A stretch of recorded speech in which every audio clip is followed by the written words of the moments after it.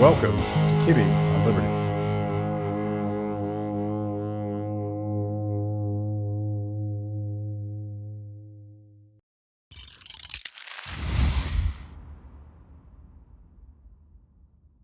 Hey, how's it going? Good. How are you? Good. So I desperately wanted to have you back because the last time we spoke seems like a lifetime ago. It was early Yeah. April, and I'm becoming more and more obsessed with this somewhat antiquated notion of the First Amendment and why it might still matter. And you're doing some really fantastic stuff now with this the lawsuit with the attorneys general. So I want to go through all that, but I just want to lay it out a little bit because I've been saying almost since day one that lockdowns and vaccine mandates and the entire COVID regime thing have violated just basic American principles. And we're going to talk all about the First Amendment, you know, the right to speak your mind in the public square.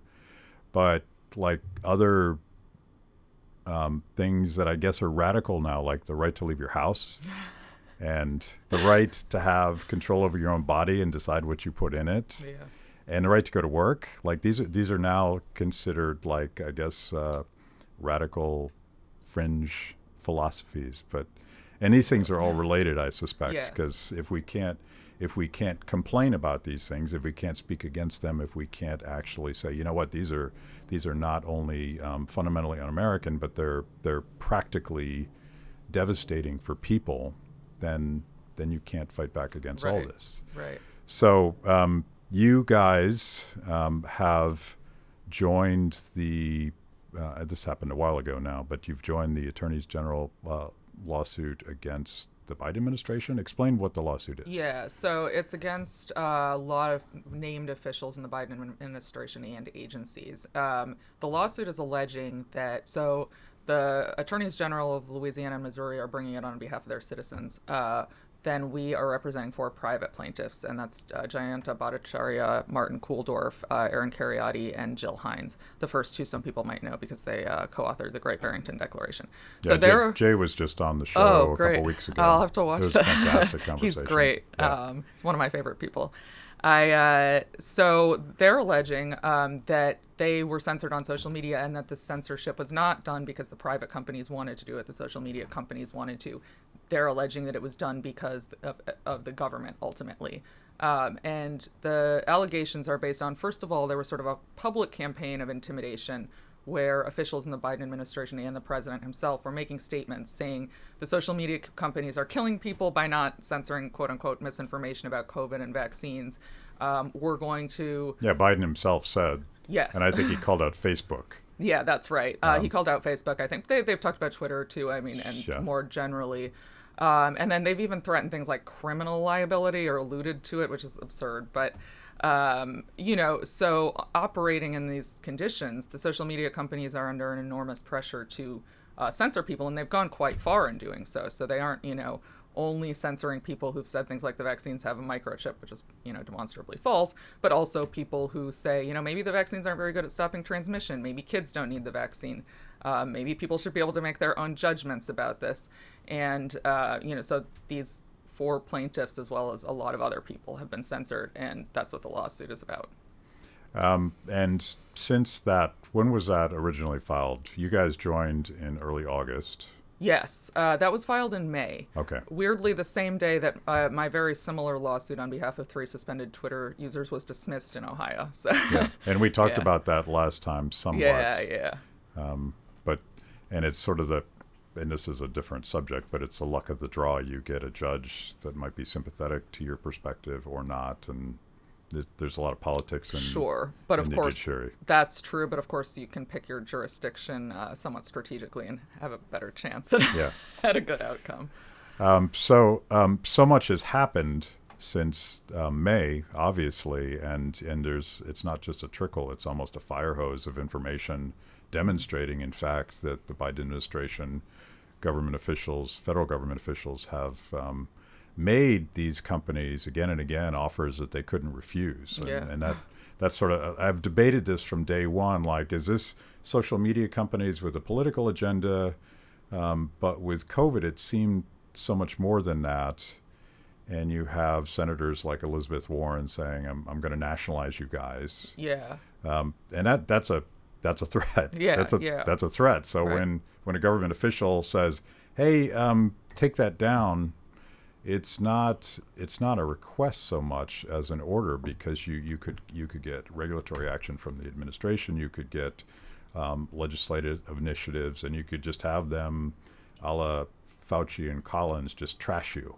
Right. Right. All of which has happened. Right. So you're right that since May, a lot more information has come out, and it's mostly emails, some from DHS, some from CDC, and then actually even more agencies than we had realized, showing this real coordinated.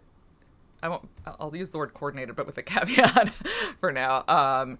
Coordinated campaign between the government and the tech companies to censor people who disagree with the government. I call it collusion. I don't know if that's a legal term. I mean, what I want to make sure people understand is that given the power imbalance, it's not really cooperation. It's not that the tech companies really want to do this. It's that they're being threatened by the government. They're afraid of the consequences.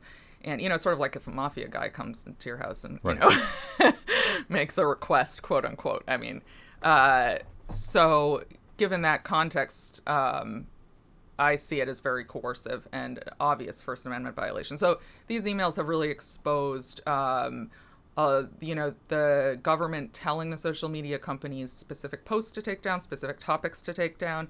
There are even like bi-monthly, Facebook has these emails revealed, the ones that we just released this morning, bi-monthly reports to senior White House officials about what kind of misinformation is spreading so that they can coordinate their efforts to tamp down on it.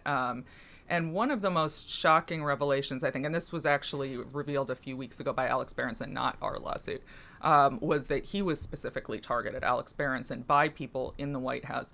And there were emails between Twitter employees saying that the White House had posed tough questions about why Alex Berenson hadn't been suspended, that they didn't think he'd violated any rules, but they'd figure out what they could do. And they used the word mercifully. Mercifully, we had answers for them, but we couldn't answer this one question. You don't use the word mercifully. Right. if you're not afraid. Yeah. That's not a Game of Thrones, right? Yeah. And that is a specific person who is censored directly because of the government. So that's like I would say that's the hardest evidence so far. But there's still, major First Amendment claims. For instance, even if no specific person can show that they were censored, not everybody's going to be able to make out the case that Alex Berenson can.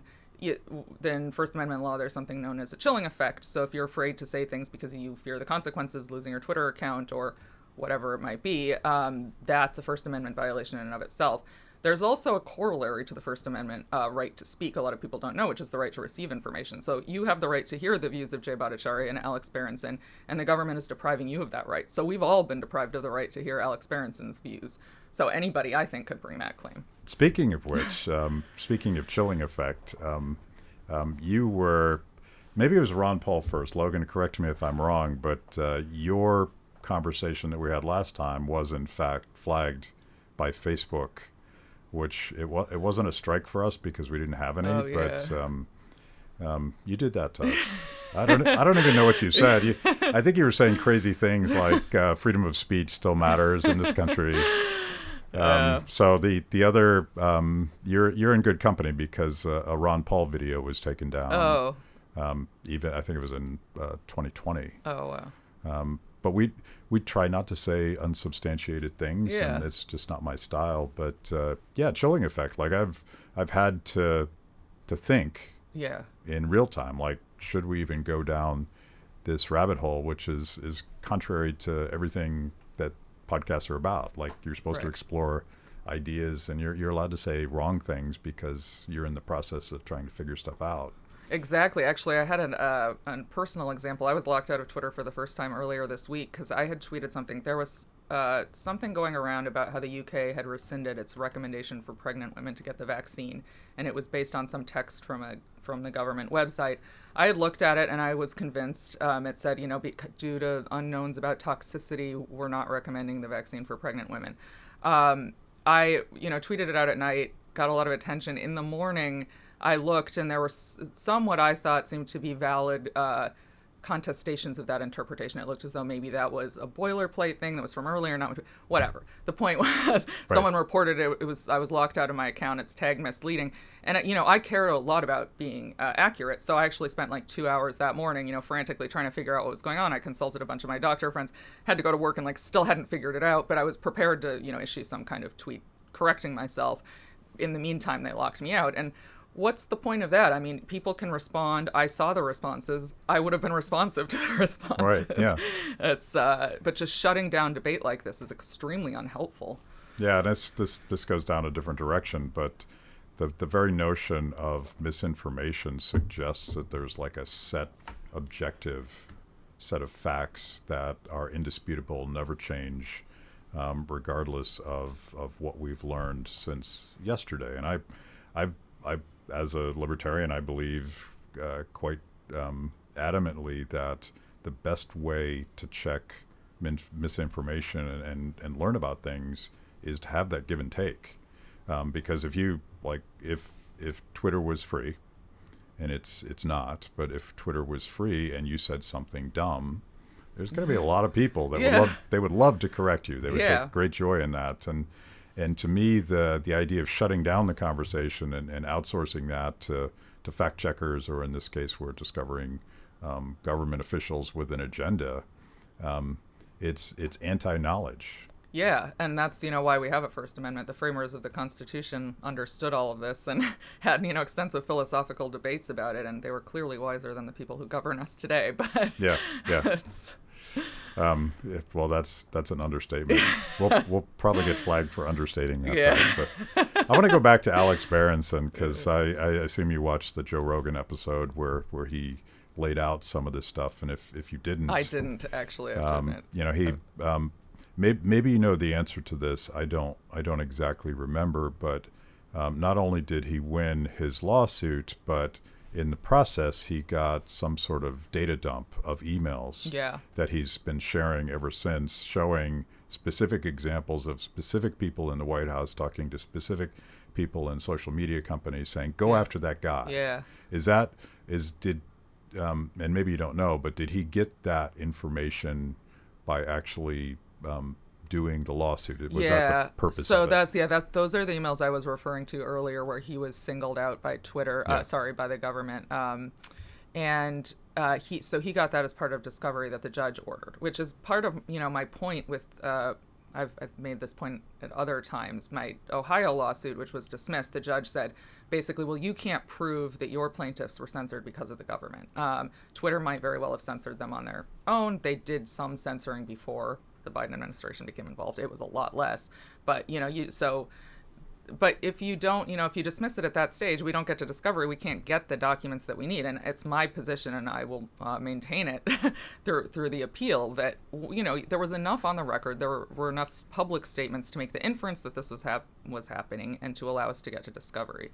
Yeah, and we sort of walked through all that last time. The Surgeon General, Vivek Murthy, I always screw that up.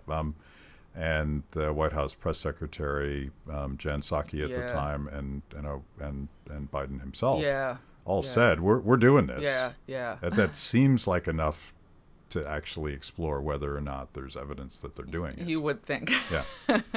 But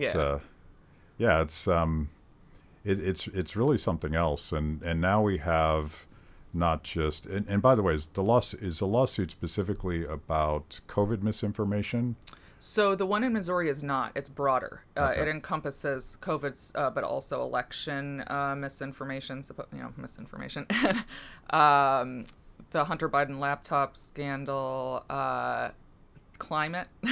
Climate misinformation. So it's quite broad. And actually, some of the most interesting stuff I saw in Discovery was related to the election.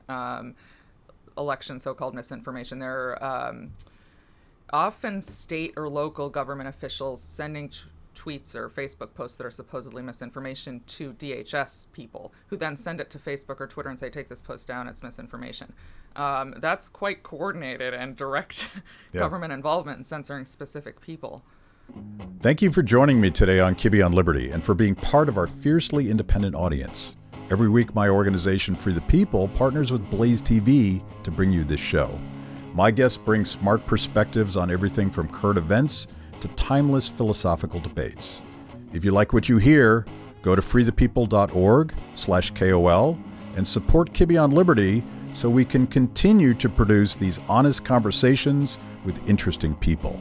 Now, let's get back to it. So, another bombshell. I think the Alex Berenson stuff must bolster your case. Yeah. This must help you make your argument. But does the fact I watched Joe Rogan, and so Mark Zuckerberg from Facebook, Meta, I guess it's called now, said about the Hunter Biden laptop story. Yeah, the FBI pointed out to us, and he says it in somewhat guarded terms. They're still a credible organization, but he's basically saying the government said this is a problem. Yeah. We complied. Is that relevant to your case? Yeah, it is. So I think because that was new, it's not currently in it, but we're probably going to amend the complaint again, and that will go in. And then we're continuing to make new discovery requests based on what we learned. So, okay. Yeah. And I know you're co-counsel or whatever. What is your title in this lawsuit? Yeah, I guess you could say co-counsel. It's the Missouri Attorney General is really leading the case, and he's an incredible attorney. Yeah. I'm really impressed. Yeah. And so I say that knowing that this is a live case and there's probably certain things that you can't say or don't want to get into. And now I've forgotten the bombastic question I was going to ask you that you probably can't answer. But it's about, this is a speculative question, which may not be something you want to talk about. Why was Mark Zuckerberg throwing the FBI under the bus? Clearly he did it on purpose. Like he's a smart guy, and he must have anticipated this question, and he basically said, "Oh, those guys told me to do it." We speculated a little bit that they might have actually known that that we were going to release the discovery this week, and that some of this was going to start coming out, so that it might have been a preemptive move. So he's cleaning his closet. Yeah. Okay. Yeah. Interesting. Yeah. Yeah. It does seem to be snowballing into something that appears to be more truthful than things we knew a year ago when this stuff was actually happening. Yeah. You mean the Hunter Biden story itself? Yeah. Well, yes, but all of it. Yeah. And the idea that they're going to monitor what's true and false in an election it's just incomprehensible to me. I don't know how you explain that without. The only way they can do that is to choose a side. Right. Because sometimes politicians don't tell the truth. Shockingly. Yeah. And the whole point of an election is for voters to sort out what they believe is true and not true. Yeah. But now we're going to have fact checkers do it? I know. And so when I was going through these thousands of pages of discovery, I saw a lot of tweets that were being flagged by the government and sent to Twitter or Facebook to take down. And, some you're like, okay, so this vaccine has microchips, or, everyone who gets the vaccine is going to die in 5 years or something like that. It's probably not true. And you can understand maybe why we don't want, that's not ideal speech. But then, they start to ask about tweets, or, ask them to take down tweets that are much more, first of all, sometimes expressing an opinion, like maybe kids shouldn't get the vaccine because the risk of the vaccine outweighs the risk of the flu, which I think is an open question at this point for kids. Yeah. And, also just sheer opinions, things that are still in the realm of scientific debate. And I think that sort of shows why you don't want the government involved in policing speech, because they clearly don't know how to draw the line. Why should I expect someone in the government to be able to draw the line better than I can? I mean, it's actually insulting to our intelligence as Americans. And I think I can say one of the things that really troubled me when I was reading these documents is they're so condescending. Like there are these technocrats, I shouldn't use that word, but they think we're all a bunch of idiots who need to be controlled and put in our place and kept, quiet. And it really bothered me, the tone. And that was true when it came to both the social media employees and the government, this mentality. Yeah, but and Jay Bhattacharya says this a lot when he gets fact checked on Twitter. I follow him on Twitter, and I'm not a credentialist. I don't think that you have to have a PhD in X in order to Right. opine on X, but it becomes particularly absurd when Jay Bhattacharya and Martin Kulldorff are saying things that almost by definition early on in the pandemic would be speculative. Yeah. Because they're trying to figure stuff Yeah. out. But that, of course, is what real science actually does. Right. You propose theories and you test them, and then you get more information and you revise your theories and you move on and on. But it'd be fun, and this probably isn't for you guys, but it'd be fun for somebody to line up the how their Twitter feeds stand up relative to the experts that were censoring them Right. 3 years into the pandemic, because I can't think of anything that they said that was fundamentally wrong. Yeah. And if they did, I mean, how many things have Rochelle Walensky and Anthony Fauci said that were wrong? Right. We understand people are wrong, and that's okay. Yeah. But I'm sure you're aware of this new bill in California that's poised to become law. Have you read about it? It's basically doctors who give misinformation to patients or spread misinformation about the vaccines and other COVID-related matters are subject to discipline by the state medical boards. This is insane. Yeah, And then yeah. misinformation is defined as anything that departs from the scientific consensus. Okay, what's the scientific consensus? Who decides what that is? And not to mention, the idea that there was a consensus that lockdowns, masks, and vaccine mandates were a good idea is a false one. It was, as we know, people who dissented were silenced and shamed. And, Anthony Fauci got to just have the country think that his view was the only one. Yeah. That's fascinating. As we've all been through the healthcare system. We've visited doctors, and if you've ever had a serious health issue, you will learn that there is no absolute right thing to do No.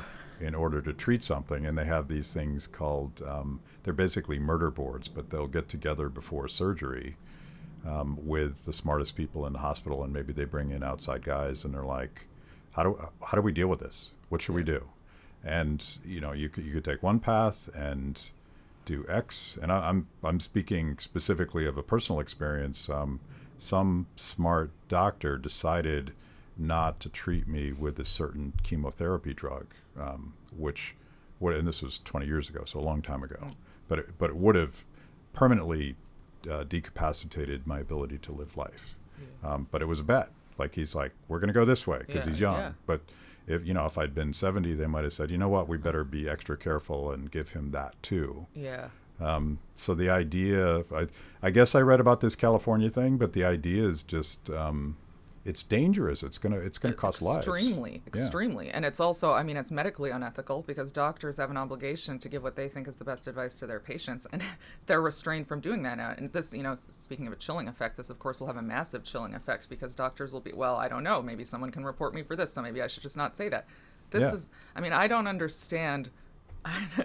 It really enrages me. I really don't understand where these people come from. I don't understand how they get elected. This bill was proposed by a doctor. I don't know how you get through med school if the critical thinking abilities are so limited. Well, it's I'm starting, and I do highly recommend you watch the show with Jay Bhattacharya, and I recommend everybody to rewatch it if you already watched it, because there was so much in there in terms of my struggle over the last 3 years to basically figure out what the hell are we doing here, because it's so out of the realm of what I expected in this, and one of the things that you start to realize is that this isn't really about dealing with a pandemic. It's about a worldview that wants to establish kind of an elite set of people, probably mostly in government, that get to dictate from the top down what's true and false, what's the right path and the wrong path, and it's sort of a technocratic authoritarianism. And so one of the ways to think about the behavior of Fauci and Collins, going back to my conversation with Jay, something he taught me was that a lot of this funding and a lot of Fauci's power came out of the war on terror, and there was a massive increase in NIAID funding in I think 2002 because they were freaked out about bioterrorism. So you have this whole paradigm, and I haven't fully fleshed this out. I want to try to write this up in hopes that smart people run with it and try to piece this together. But you have this whole paradigm where we're going to give all this money and power to a very select group of people to try to figure out how to respond to any conceivable bioterrorist threat. And that's where Wuhan comes from.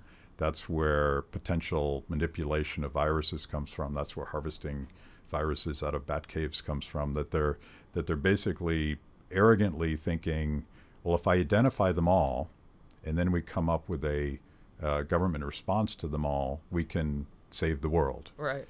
Now, that to me sounds evil. Yeah. But it sounds like something out of a science fiction thing. Yeah. But it's probably just kind of this fatal conceit that they think they're that smart. Yes. And they can't, going back to your earlier point, we can't trust people to figure this stuff out for themselves. No, exactly. I mean, what you're saying exactly was like what I was thinking when I was reading those documents, the tone and I think a lot of these people also at the tech companies have the same mentality. You know, there's this. Yeah. And it's. Smart people can be quite dangerous. Yeah. Because they're just smart enough to think that they're smarter than they are, and that they could I mean, not to pick on Bill Gates, but let's do it anyway. Like, he thinks that the entire of humanity is some sort of like coding simulation that he can sort of tweak. Yeah. And no doubt he's a lot smarter than I am, but I'm smart enough to know what I don't know. And so I'm starting to become particularly concerned about smart people that will publicly say I'm the smartest guy in the room. Yeah, yeah. Or I'm the science. Somebody said that. Yeah, somebody said that. Yeah. No, I mean that's exactly right. That wasn't a question, so I apologize. I just had to get that off my chest, and hopefully somebody watching can piece this together. When you Google some basic concepts about, I did find an article from Fauci bragging about the doubling of NIAID funding, and it's in the context of the Republicans have taken over, and he's worried that it's not going to double again. Oh yeah. So like. Even he acknowledges that this happened, but this stuff is hard to find, and I worry that perhaps Google search is driving me away from trying to figure out the story. They are definitely doing that. Yeah, they are, and like Google had, I think, downgraded like the Great Barrington Declaration, so it became very hard to find stuff like that. And I mean, I notice, you know, I'll be like writing an article and I want to link to like critics of lockdowns. I mean, there are tons of articles about that. I can't find anything Google search. Right. So I just know from, practical experience that has to be happening. If you made it this far into the show, it means I must be doing something right. Kibbe on Liberty is just one of the amazing products we created for the people. We tell emotionally compelling stories and produce educational videos for the Liberty curious. Our award-winning documentaries personalize all things liberty, independence, creativity, hard work, integrity, and perseverance. After the show, check out our work at freethepeople.org. And if you like what you see, donate to support what we do. That's freethepeople.org. Now back to the show. Yeah, it's kind of sad because I was one of those romantics that thought that the internet would cure all sorts of problems about the pursuit of knowledge, but maybe we get back to that. So you get this whole theory basically about an unchecked administrative state. It feels like it's right up your organization's alley. Yeah.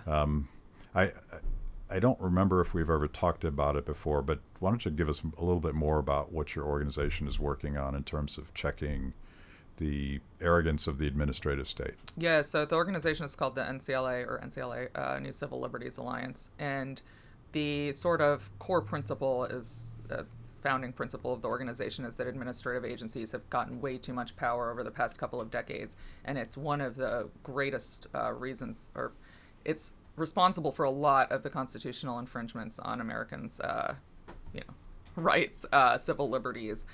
So we do really an array of things, and it's kind of cool because it just depends on the lawyer's interests. So like I'll have an interest in, I have obviously an interest in the COVID stuff, so I've done these cases which tend to focus on the CDC, or the FDA, and then there's a lawyer who's very interested in the SECs. The SEC has these administrative proceedings where you don't get a jury. You don't really have an independent judge because it's an administrative judge who's within the SEC, but you can lose your entire livelihood. It's effectively criminal penalties when the Constitution gives you a right to a criminal trial. So she actually has a case in the Supreme Court, and we have another lawyer who's very interested in land use cases. So she has a client in Colorado who he has a property called Gold King Mine, and it was basically destroyed by the EPA. They tried to do something on it, blew a hole in the mine, and created this environmental catastrophe, and then made him pay for it. It was insane. Yeah. So the cases sort of just depend on what people's interests are, what they want to bring, and but we have done quite a bit of COVID-related litigation. Well, it seems to be the not to be over dramatic, but it seems to be the test case on whether or not there are constitutional limits to these permanent unfireable bureaucrats that seem to just flout the Constitution left and right. Yes, they do. And I mean, one of my big gripes is, for instance, the CDC does not have rulemaking authority delegated by Congress. It can issue guidance. That's it. But its guidance is treated as law. So when the CDC says everybody should get vaccinated, naturally immune people should get vaccinated, people should wear a mask, that's like the federal mask mandate was ostensibly because the CDC said everyone on federal transportation should have to wear a mask. That can't be a law. But then you can't go to court and challenge it because they say, it's just guidance. It's not a law. So They get to have it both ways. Right. Yeah. And this is insane. And I hope that concept somehow gets to court. I've been trying to think of how to frame it. How do I get to court to challenge that concept? Yeah. But, well, that's and perhaps Senator Rand Paul will help you. I'm thinking about Fauci now. I haven't actually had a chance to talk to anybody on my show about Fauci's announcement that he will retire, I guess, December 31st. Yeah. Conveniently before some sort of congressional shakeup is surely going to happen. But he goes on, and it's fantastical because he will say things like, he'll go on TV and say things like, I never advocated for lockdowns. Yeah. And I'm like, you did 1,000 times. And you did so. And again, going back to this, it's just guidance, right? Yeah. I'm just the president's advisor. Yeah. I'm just the head of NIAID. I just happen to have all of my trophies and media hits laid out on the NIH website, but I can't be held accountable for anything I said. This table's ridiculous. No. And did you see the other day he said that no children had been harmed by lockdowns? None. Yeah. I mean, that's just unbelievable. I don't like this. And I used to chalk this up to, speaking of I'm saying this is too nice for him, but really smart scientists at NIH probably had blinders on and absolutely focused on the one thing that they were supposed to deal with. How do we deal with this pandemic?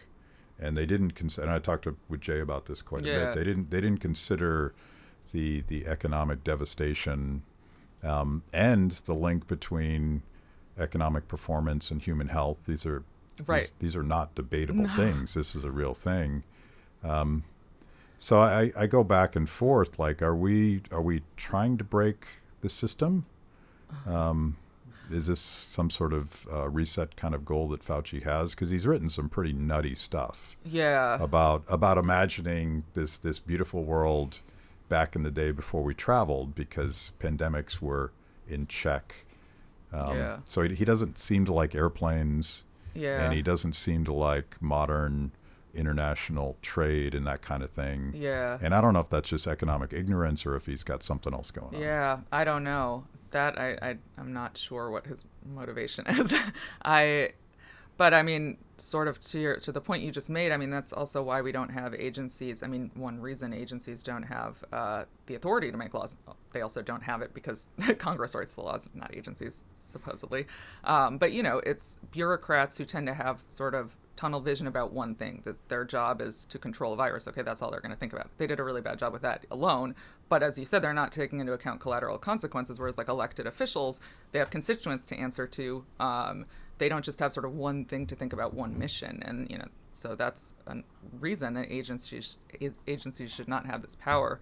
I will say I'm not a very optimistic person, but we've won a lot recently, and I think the tide is starting to turn. I mean, it helps that the Supreme Court is now more conservative, but it strikes me that things that would have been toss-ups seem more obvious now, hopefully. When they get to the Supreme Court. Hopefully, knock on wood. I'm sure there's all sorts of weak links in the. Yeah, no, it's not perfect, but I'm sort of seeing a sort of shift towards questioning a lot of this. Like, for instance, I don't know if you're aware of Chevron deference. That's one of the big issues, right, where the courts defer to the agency's interpretation, which is sort of, we contend, I think rightly, that that means the courts aren't really doing their job, because the court's not supposed to defer to any party. But they haven't even been citing Chevron recently, which in a good way. Like, they've been sort of trying to ignore it. Yeah. Which is. Yeah. Oh, interesting. Yeah. Okay, so here's another nutty conspiracy theory that's going to get us totally kicked off of whatever we post this on. And I don't know virtually nothing about the substance of the raid on Trump's house. Oh, yeah. Of course, as far as I can tell, it was all redacted, so we probably don't know anything anyway. But interestingly, this deals with Chevron. Interestingly, I think about a week before the FBI raided Trump's house, there was this article in Political or Axios, something like that, exposing that all of these Trump operatives have this plan based on the executive order dealing with the administrative state to execute this if Trump should become president again. Oh, huh. And the timing was interesting to me. Yeah. And I'm not even a Trump guy. Yeah. I never have been, but the timing between A and B struck me as interesting. Well, I wouldn't put it past them at all. I mean, now we know the Hunter Biden laptop thing, and I'm also not a Trump person, but they obviously, it's clear that the government made it so that the election wasn't fair. I mean, it seems likely Trump would have won if that hadn't happened. So. At Kibbe on Liberty, freedom is a lifestyle 24/7, something you live and breathe and wear every day. If that describes you, you need the very best Liberty swag in the market today, just like this shirt I happen to be wearing. Go to freethepeople.org/KOL and check out our exciting merch. You too can love Liberty and look cool. And I also know that it's possible that Trump, like other politicians, will say they're going to do something to get elected and possibly not do it. Right. Happens occasionally. Maybe we get a strike for that wisdom. So what's the timing on this case? I'm sorry, I've gone down these silly rabbit holes. What's the timing on this case, and how do you think it's going to play out? What are the next steps? So right now the court is going to rule on the joint statement. So we're in a discovery dispute, basically. The reason we released all these documents is they're attached as exhibits to our dispute. So each party writes why they think that their position is correct. So, for instance, the government doesn't want Anthony Fauci to have to answer questions or turn over any documents. That's sort of the main point of dispute. We're arguing they should. We each put our positions in, and ours ends up being like 30 pages with, I think, hundreds of pages of attachments, because we're like, well, we didn't know about this. Even we had to get to discovery to know about this. This is why we need to. Yeah. So it's ended up revealing a lot of information. So the judge will rule on that, hopefully in our favor, because I think Anthony Fauci should be subject to discovery, and his emails should be. And, I think that there will be valuable information there. It's in a preliminary injunction posture, so this was sort of an emergency motion, but it's taken a long time because discovery takes a long time, even at this time. So I'm not sure exactly what the timing will be. I hope that the press covers this, because I think it's really important that Americans understand what's going on at the very least. So I wonder, I'll send you an article. I can't remember who wrote it, but someone sort of piecing together this bioterrorism, war on terror type role that Fauci has. I wonder if the circling of the wagons around Fauci is in fact part of that, because if you drag him out, it exposes all sorts of other, I think, unethical behavior. But, yeah, definitely. I mean, so I'm sure there's lots of unethical behavior. Shocking, yeah. So, First Amendment. Why should we care? Like, isn't it seems like we've lost any interest in defending the First Amendment over the last 3 years, and it's not just COVID. It seems to be a perfect storm of all these things. The ACLU, which I used to love, is now just totally abandoned that cause. Yeah. Are you optimistic? Are you no, I don't know. Neither. I know the future is always, you can never predict it. So I know whatever happens, I'll have no way to even guess. I mean, I hope we win the case, but obviously, as you've identified, there's a larger problem, which is that people don't seem to care anymore. And the First Amendment it's extremely important. It's how you have a free society, to be able to debate ideas. And, sometimes people say wrong things, as we discussed, and sometimes people act on that information and bad things happen, but that's the price you pay to live in a free society. Not one where the government dictates who's heard and who's silenced. That happens in my house every day. And my wife would point out that I'm the one always saying the wrong things, but I just can't imagine living in a world where people don't say the wrong thing. Yeah. Because we're people. Yeah. I don't know what these people are thinking. I mean, I really want to know what's going through their heads, what is going through Fauci's head when he's telling Twitter they should take down Alex Berenson. I mean, I guess maybe he hasn't read the Constitution. I don't know. Well, this was a different conversation I had with Matt Ridley, and it struck me that efforts to even go after him and try to suppress early on the narrative that this virus wasn't from a wet market. Yeah. It might have come from a lab. Yeah. Which to me, and I'm sure I don't know if we're allowed to say this or not, but it seems pretty obvious now that that's a credible theory. Yeah. That it came from a lab. Yeah. But one of the reasons I find it more credible was this coordinated response within NIH, particularly, to try to trash and suppress and demonize that story. Yeah. Like, why this oversized response if you guys have nothing to hide? Yeah. Because they probably do have something. Yeah. That's my theory. Well, we got to keep digging, and I really appreciate what you guys are doing, and let's have you back on when you win at the Supreme Court. Okay, sounds great. Okay, so tell people where they can find you and your organization and anything that they might want to check out. Yeah, the organization is nclalegal.org. I'm on Twitter at LeftyLockdowns1 is my handle. Long story. I get the handle. It's a little weird. And yeah, that's about it. And you're back on Twitter? Yes. Are you out of Twitter jail? Yeah, I was only locked out. Well, it was weird. I just got a message saying you're locked out, and then you click or take the following steps to reactivate your account. Start, and I just hit start, and then I was back in. So it was weird.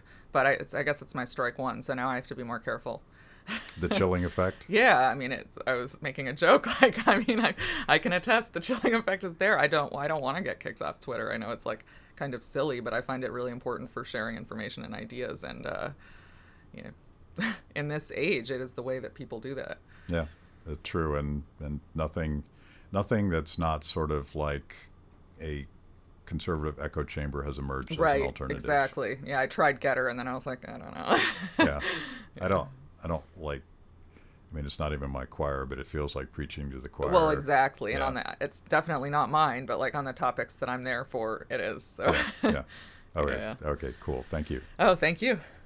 Thanks for watching. If you liked the conversation, make sure to like the video, subscribe, and also ring the bell for notifications. And if you want to know more about Free the People, go to freethepeople.org.